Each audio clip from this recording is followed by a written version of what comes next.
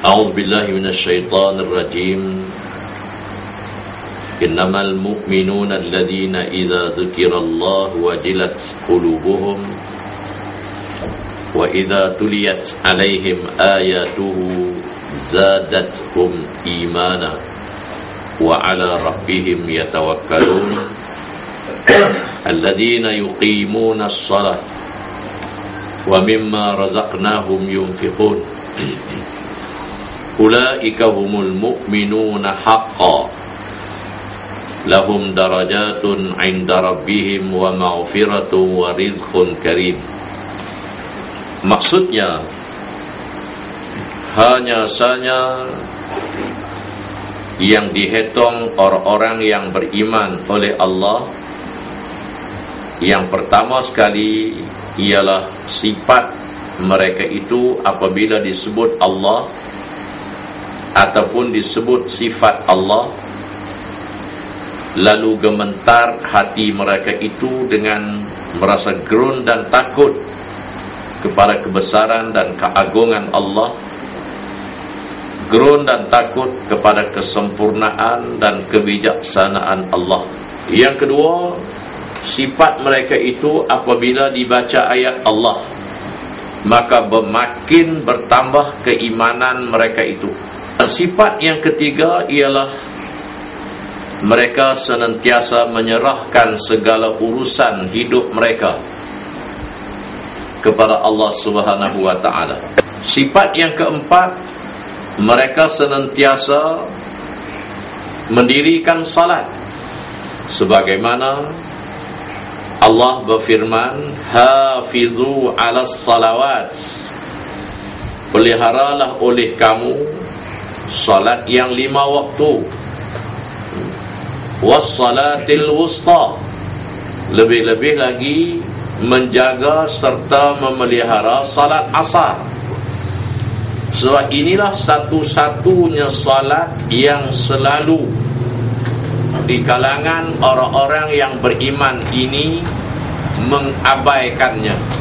Mereka senantiasa menterjemahkan salat di luar daripada salat, yakni menunaikan hak dan tuntutan salat itu supaya salat itu tidak ditolak oleh Allah Subhanahu wa ta'ala.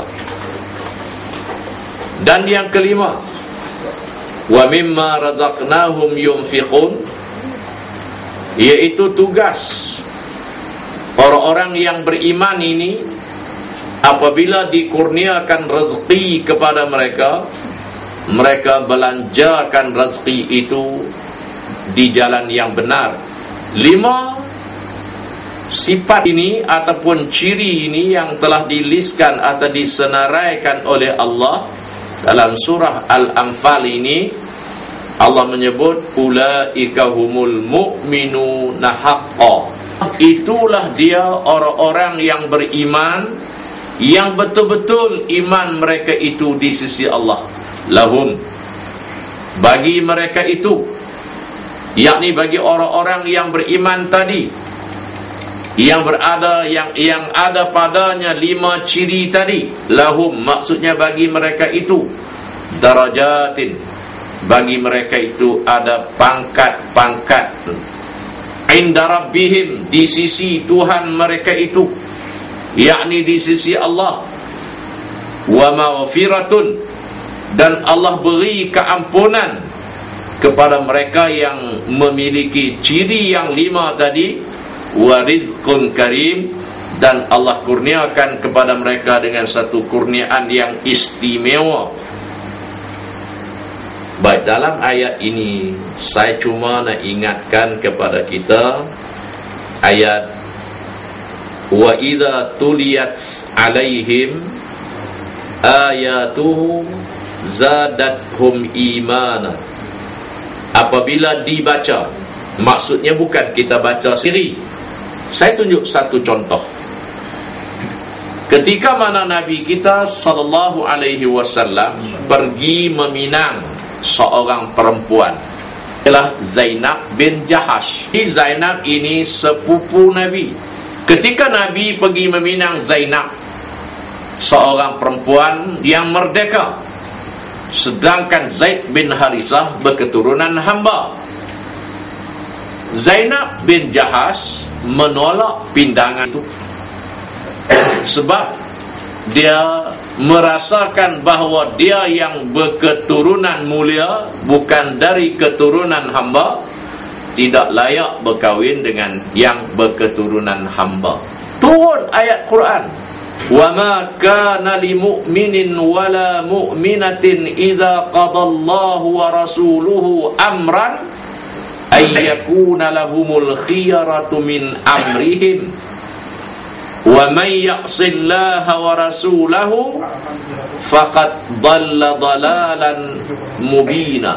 Ayat 36 dari surah Al-Ahzab. Tidak layak bagi seseorang mukmin juga seorang mukminah apabila Allah dan Rasulnya menetapkan sesuatu keputusan, lalu mukmin dan mukminah itu memilih yang lain daripada keputusan yang dibuat oleh Allah, yang lain daripada keputusan yang dibuat oleh Rasulullah.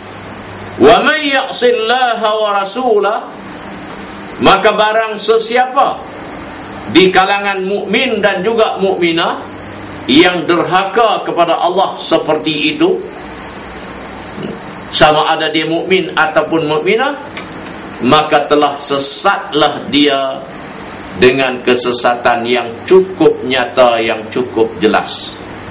Bila Zainab bin Jahash mendengar ayat Quran yang dibaca oleh Nabi, macam yang diceritakan dalam ayat wa idza tuliyat alaihim, apabila dibaca saja atas mereka itu ayatuhu, akan ayat-ayatnya, zadathum imana, maka bertambahlah keimanan mereka. Zainab bin Jahash bila dengar saja ayat ini terus menukar daripada pendirian yang menolak pinangan Rasulullah sallallahu alaihi wasallam, lalu dia menerima pinangan Rasulullah.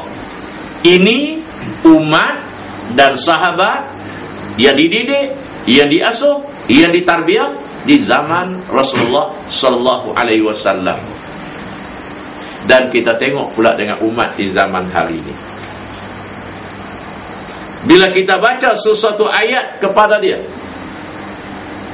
supaya dia menerima, sebagai contoh kita ambil ayat 4 daripada surah An-Nur, walladzina yarmunal muhsanat summa lam ya'tu bi arba'ati syuhada fajliduhum 80 jaldah wa la taqbalu lahum syahadatan abada wa ulaika humul fasiqun.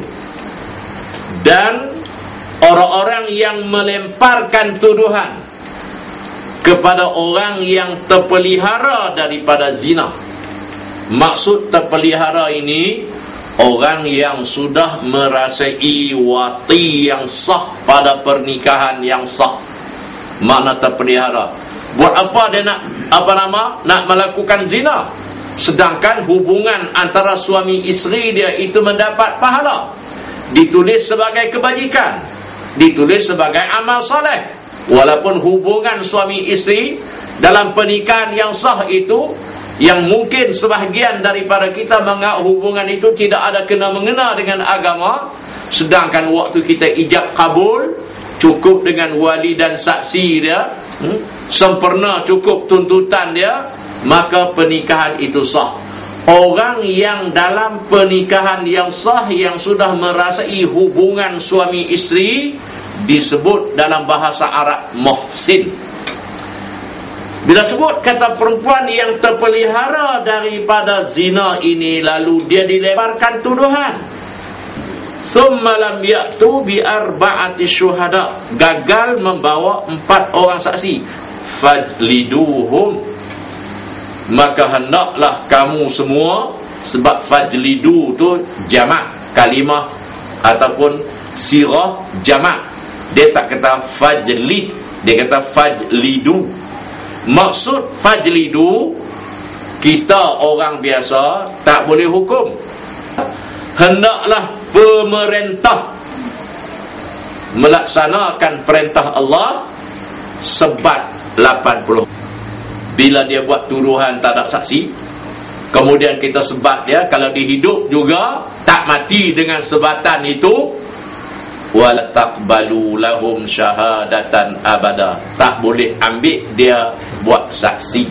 Wala taqbalu lahum syahadatan abada, selagi langit bumi ni duk ada, selagi duk ada matahari bulan, selama itulah Allah Ta'ala kata tak boleh ambil dia tu buat saksi. Kita banding antara sahabat Nabi yang menolak pinangan Rasulullah bila turun ayat yang saya baca tadi, ayat 36, dia boleh tukar daripada menolak pinangan kepada menerima pinangan. Sebab kalau dia tolak, dia dikira sesat dengan kesesatan yang amat jauh, kerana menolak keputusan Allah dan keputusan Rasulullah.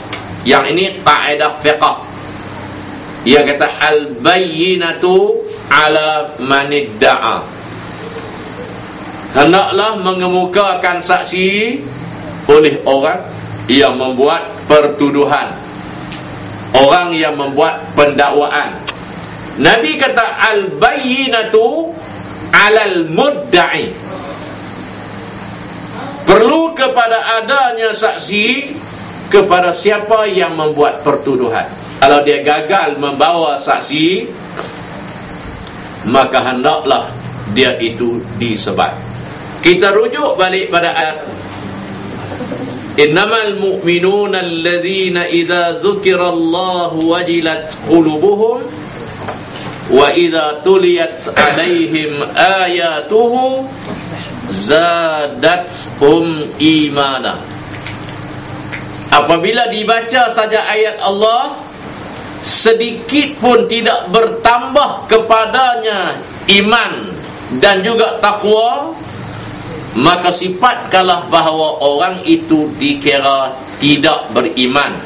Kalau ada di kalangan kita yang telah mengubah keputusan Allah, yang mengubah keputusan Rasulullah, di mana mereka menukar dengan keputusan nafsu, dengan sendirinya gugurlah iman mereka itu, dan mereka tidak lagi disifatkan oleh Allah sebagai golongan yang beriman.